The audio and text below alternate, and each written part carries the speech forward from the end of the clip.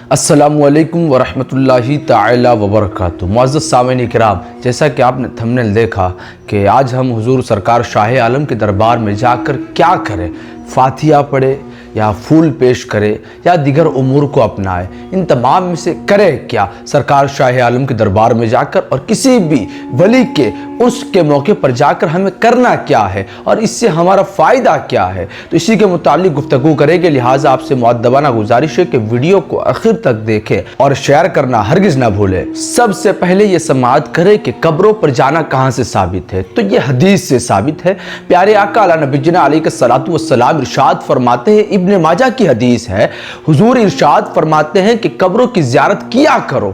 حضور ارشاد فرماتے ہیں کہ قبروں کی زیارت کیا کرو، کیونکہ قبروں کی زیارت یہ دنیا سے بے رغبت کرنے والی اور آخرت کو یاد دلانے والی ہے۔ یعنی قبروں پر جاؤ گے تو تمہیں دنیا سے بے رغبتی ہوگی اور آخرت یاد آئے گی اور آخرت کے لیے اپنا ساز و سامان تیار کرو گے، اسی لیے فرمایا گیا کہ قبروں کی زیارت کیا کرو۔ اور دوسری حدیث ہے، پیارے آقا نبی علیہ الصلوۃ والسلام ارشاد فرماتے ہیں کہ جو بھی شخص اپنے والدین کی قبر انور پر یا والدین میں سے کسی ایک کی قبر پر، والدین میں سے کوئی ایک فوت ہو گیا ہو تو ان دونوں میں سے کسی ایک کی قبر پر وہ بروز جمعہ جائے تو رب تعالی اس کو بخش دے گا اور اس کو نیکوکار میں لکھ دے گا۔ جو شخص جمعہ کے دن والدین کی قبر انور پر زیارت کی غرض سے جائے گا تو اللہ تعالی اس کی بخشش فرما دے گا اور ساتھ ہی ساتھ اسے نیکوکار میں لکھ دے گا۔ سامعین کرام، یہ دو حدیث مبارکہ میں نے آپ کے سامنے پیش کی مختصر سے الفاظ کے اندر۔ اب آئیے ہم اپنا رخ آگے بڑھاتے ہیں۔ سامعین کرام، سماعت کریں کہ اولیاء کرام، مشائخ اعظام اور بزرگان دین کی قبور پر، قبروں پر ہر سال تاریخ وفات پر جس دن آپ کا انتقال ہوا ہو، کسی بزرگ کے مزار پر، کسی بزرگ کے قبر انور پر تاریخ وفات پر بغرض زیارت جمع ہونا اور انہیں قرآن خوانی، کلمہ طیبہ، درود شریف کا ثواب پہنچانا، ان کی طرف سے صاحب قبر کی طرف سے میلاد شریف کرنا اور درود شریف پڑھنا اور خیرات کرنا، فقیروں اور مسکینوں کو کھلانا پلانا، یہ تمام امور موجب برکات و ثواب ہے۔ یعنی یہ کہ صاحب مزار کے عوض صاحب مزار کی جانب سے چاہے آپ نے ان پر درود شریف بھیجا ہو پڑھ کر، چاہے آپ نے ان کی طرف سے خیرات کی ہو، چاہے آپ نے ان کی وجہ سے یا صاحب مزار کی طرف سے آپ نے تمام فقیروں کو، تمام مسکینوں کو کھانا کھلایا ہو یا وعظ کا پروگرام رکھا ہو، یہ تمام تمہارے گھر میں برکت اور ثواب کا ذریعہ ہے، برکت اور ثواب کا سبب ہے۔ اس کے سبب رب تعالیٰ تمہیں ثواب عطا کرے گا، اس کے سبب تمہارے گھروں کے اندر برکات کا نزول ہوگا۔ اور سامعین کرام، ان کے وصال کا دن جو عرس منایا جاتا ہے وہ وصال کے دن منایا جاتا ہے، تو ان کے وصال کے دن کا نام عرس ہے۔ اور یہ عرس جو ہے یہ اصل حدیث شریف سے ثابت ہے، ایسا نہیں کہ کہیں اور سے، بلکہ یہ جو عرس کی اصل ہے یہ حدیث مبارکہ سے ثابت ہے کہ پیارے آقا علی نبینا علیہ الصلوۃ والسلام ہر سال شہدائے احد کے قبور پر بغرض زیارت تشریف لے جاتے۔ حضور اکرم صلی اللہ تعالی علیہ وسلم ہر سال زیارت کی غرض سے شہدائے احد، غزوہ احد کے اندر جتنے بھی صحابہ کرام رضوان اللہ علیہم اجمعین شہید ہوئے ان تمام کے دربار میں جاتے، بغرض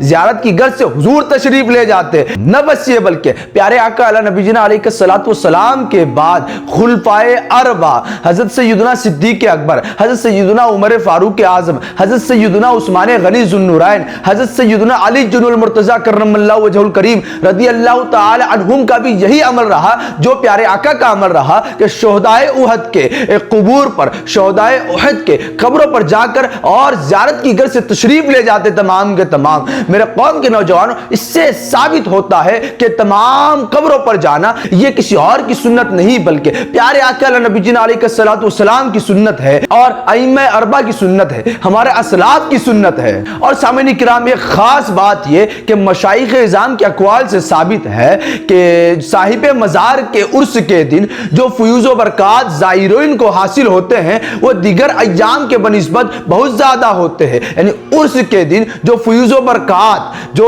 زائرین کو حاصل ہوتے ہیں وہ دیگر ایام کے مقابل میں بہت زیادہ ہوتے ہیں، اسی لیے تمام عوام عرس کے دن زیادہ پہنچتی ہے۔ وجہ یہ کہ اس دن زیادہ فیوز و برکات حاصل ہوتا ہے۔ سامعین کرام، آپ نے حدیث مبارکہ بھی سماعت کری اور ساتھ ہی میں عرس شریف کی اصل بھی سماعت کری۔ اب آئیے کہ جس بھی قبر پر جائے تو جانے کا طریقہ کار کیا رہے، کس طریقے سے جائے، کس ادب کے ساتھ ان کے سامنے اپنا لحاظ رکھے اور کس ادب کے ساتھ وہاں پہ جایا جائے۔ سامعین کرام، سماعت کرے کہ قبروں کی زیارت کا بہترین طریقہ کار یہ ہے کہ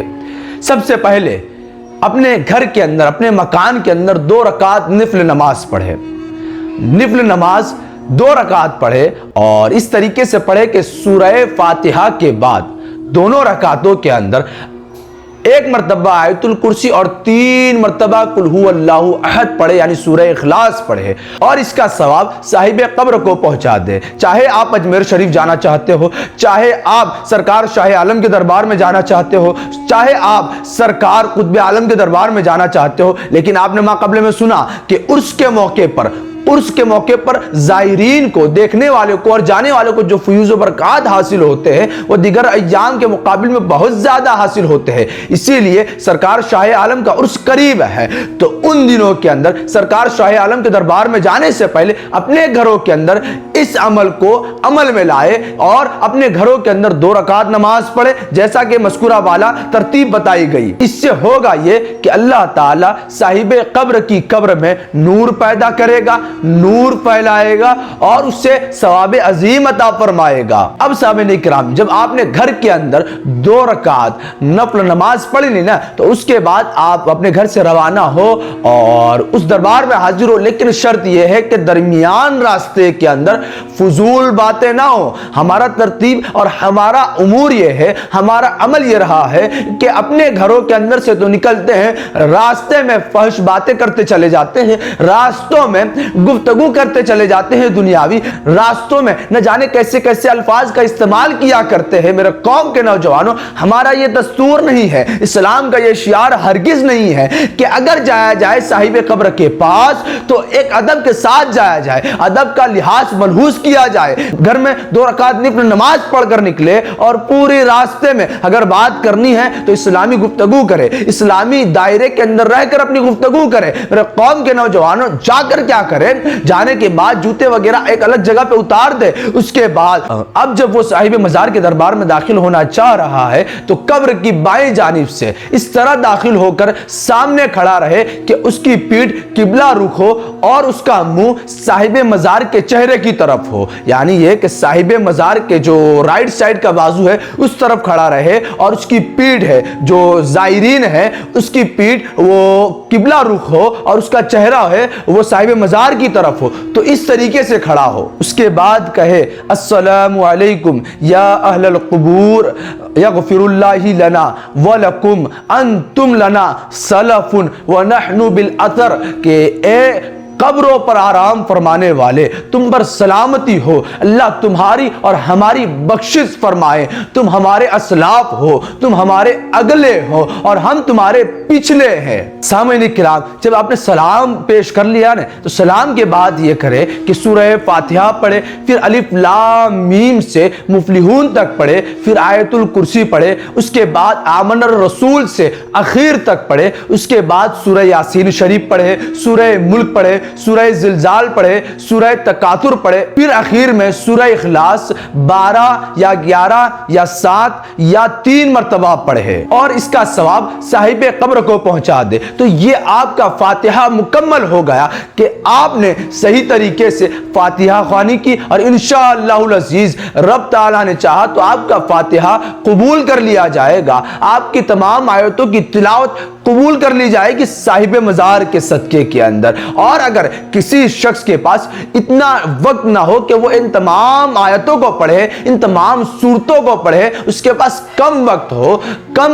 ٹائم ہو، تو اس کے اندر یہ کرے سورہ فاتحہ 1 مرتبہ پڑھے اور سورہ اخلاص یہ 3 مرتبہ پڑھے، اس کے بعد آپ اس کا ثواب صاحب قبروں کو پہنچا دے۔ لیکن ہم لوگوں کا دستور یہ ہے کہ جب کسی مزار پر جاتے ہیں نا تو فاتحہ خوانی خوانی کے اندر بہت جلد بازی کرتے ہیں، اس کے بعد باہر بیٹھنے میں زیادہ وقت گزارتے ہیں۔ میرے قوم کے نوجوانوں، یہ ہمارا دستور اور شعار ہرگز نہیں ہے۔ ہونا یہ چاہیے کہ اگر آپ کے پاس اتنا وقت نہیں ہے کہ سورہ یاسین شریف پڑھے یا سورہ زلزال یا سورہ تکاثر وغیرہ پڑھے، تو صرف یہ کرے کہ الحمدللہ شریف پڑھے، وہ بھی آہستگی سے، اور سورہ اخلاص 3 مرتبہ پڑھے، وہ بھی آہستگی سے، ایک دم آہستہ آہستہ اور طویل کر کے پڑھے، طوالت کر کے پڑھے۔ انشاءاللہ العزیز اگر آپ کا خلوص برقرار رہے گا نا تو رب تعالیٰ آپ کا یہ فاتحہ قبول کر لے گا۔ اس فاتحے کے صدقے میں رب تعالیٰ آپ کی بخشش فرما دے گا، اور آپ کی آنے والی زندگی پہلے سے یا ماضی سے بہت خوش تر ہو جائے گی۔